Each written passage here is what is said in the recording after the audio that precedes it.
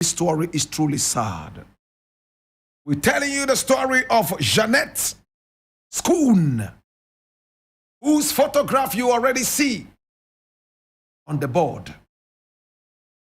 Jeanette Schoon. Oh my God. My brother, my sister. She and her daughter, Catherine. Why is the daughter important in this story? This little girl. If you are ready. She was born Jeanette Eva Curtis. Jeanette Eva Curtis. And Jeanette is spelled Jeanette.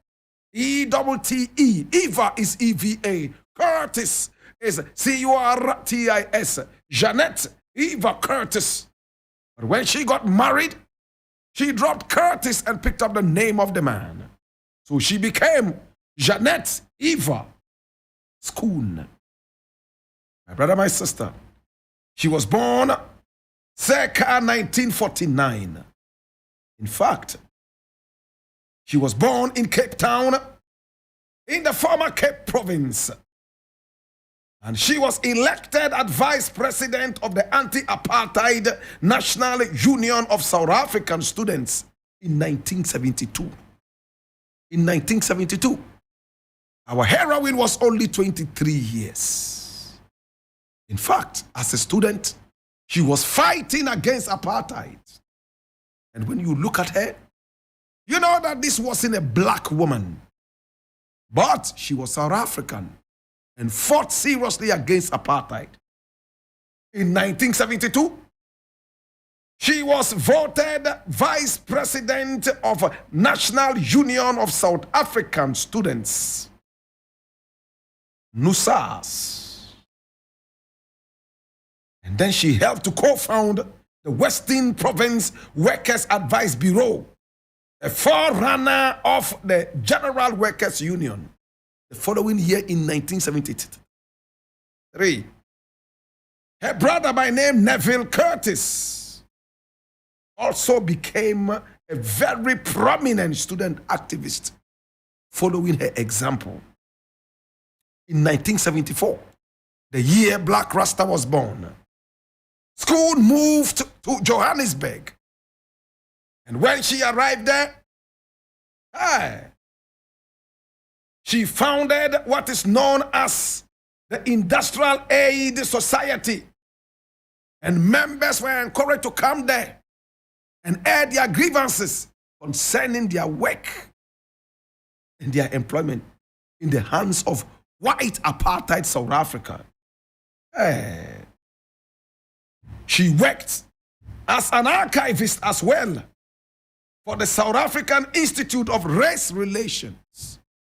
She was just dealing with Pan-Africanism and human rights. She archived a lot of materials in the days of apartheid. She collected information about trade unions and trade unionists. In fact, because of her activism, she was arrested under the section of the law of South Africa that everybody remembers in South Africa, Section 6. Section 6 of the Terrorism Act of 1976. In 1976, she was arrested. I was only 2 years old. When she was arrested, they couldn't find any serious charges they could hold her down with and for. So they released her without any charge in November. My brother, my sister, after 2 months of detaining her, see what happened? They banned her, my brother, my sister, using the banning order of South Africa from actively involved in her activism, fighting for the rights of black people, fighting for the rights of South Africans. In the days, apartheid was all about black people suffering. White people who came from Germany and so many such places, and even Holland, took over South Africa. Afrikaans speaking Germans and Hollandese took over South Africa and enslaved South Africans, treating them like nothing. My brother, my sister, see what happened now. She was banned from her activism. Shortly after she was released, she met a man by name Marius Schoon, who was another activist. Marius Schoon. And they got married. In fact, yes, they got married. Marius Schoon, his full name Louis Marius Schoon, was a white anti-apartheid activist of Afrikaner descent, just like Jeanette Schoon. And he was also banned from such activities. My brother, my sister, they became husband and wife. Marius had gone to jail for his activisms. And when he returned, my brother, my sister, he decided to be part of the Umkhonto we Sizwe, the armed wing of the ANC, the African National Congress, taking arms against apartheid South Africa. My brother, my sister, our heroine for today decided that South Africa was not safe anymore. So she had to move. She left South Africa and traveled all the way to Botswana. In fact, to a city by name Molopolole.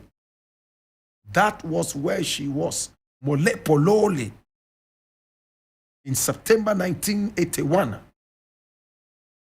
She was hired to work with the International Voluntary Service, a British aid program based in Gaborone. She went all the way to the place. She moved from one African country to the other, fighting for the rights of black people to be treated like human beings.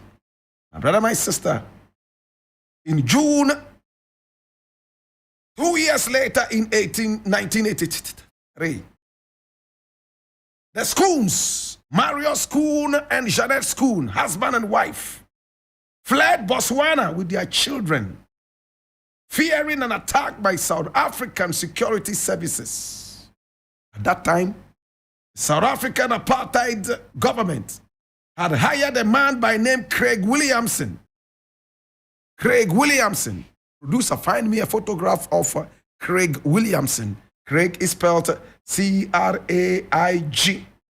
Craig Michael Williamson. In fact, he is a former officer in the South African police who was exposed as a spy and assassin for the security branch in 1980 and beyond. Craig was a criminal. And he was told that if you can help the South African government assassinate this number of people, we will give you what is known as amnesty. My brother, my sister. And that was what happened. He started killing South African activists, and his specialty was the mail bomb. They would put a bomb in an envelope and mail it to you. Small bomb, but very devastating. He used this method to kill a lot of South African activists. My brother, my sister, our heroine for today, Jeanette Schoon, saw the danger and decided to run away from the exile country of Botswana. And she went to Angola with her husband, thinking that Angola would be safe. My brother, my sister, when they arrived in Angola, they felt so safe. They moved to the city of Lumbago in Angola, where they both taught English at the University of Lumbago. That probably was the biggest mistake. They taught in a public university. And in this university, there was information all over the place that these were South Africans running away from the apartheid system in South Africa. So the message got to South Africa, and Craig Williamson got the information. And he wrote a letter inserted a bomb in it, and mailed it to Jeanette Schoon. On the 28th day of June 1984, Jeanette Schoon, our heroine for today, and her 6-year-old daughter, Catherine, received a letter. And when she got this letter, in fact, she was actually expecting a mail to come in from Gaborone. And when she saw it, she was excited.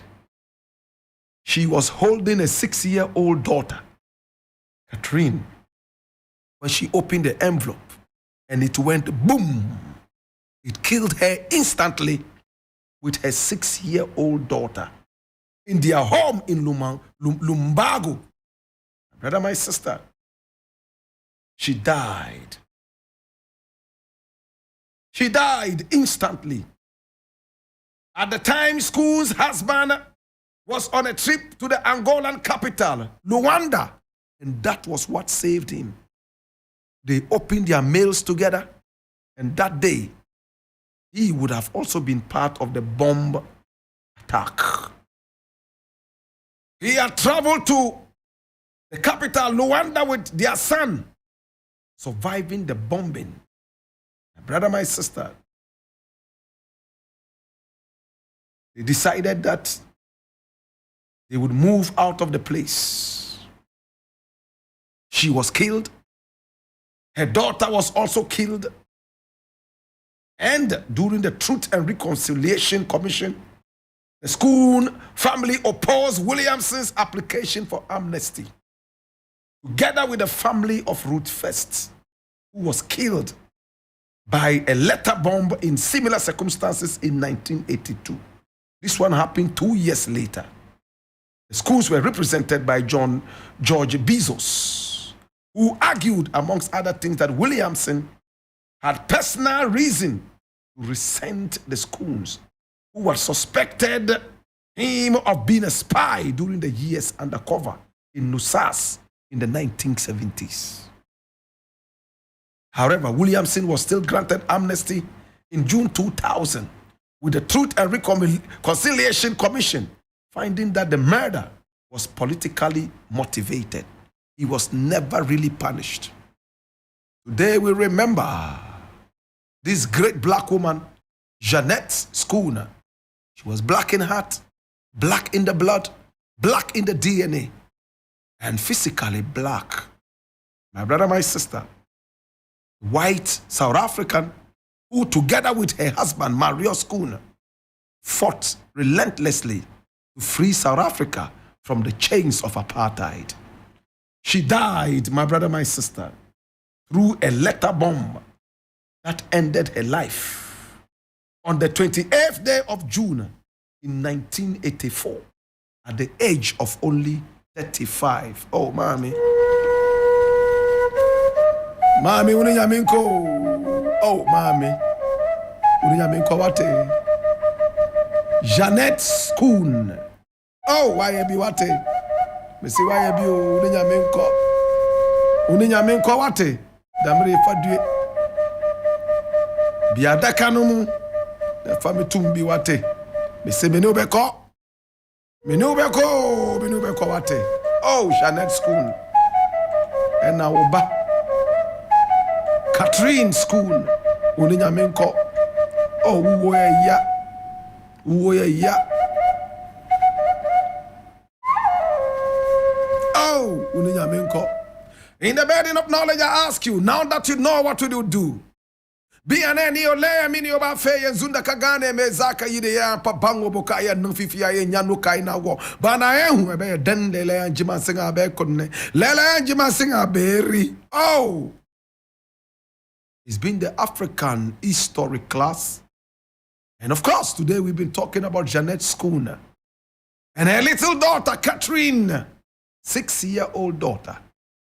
When the mother received the envelope, she said, Katie, come here and see what I got. He said, was this what you were expecting? She said, yes.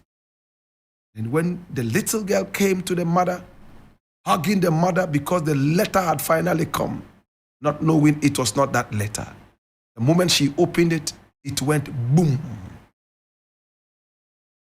And the two of them died instantly. Oh, mi mamudamul fadue.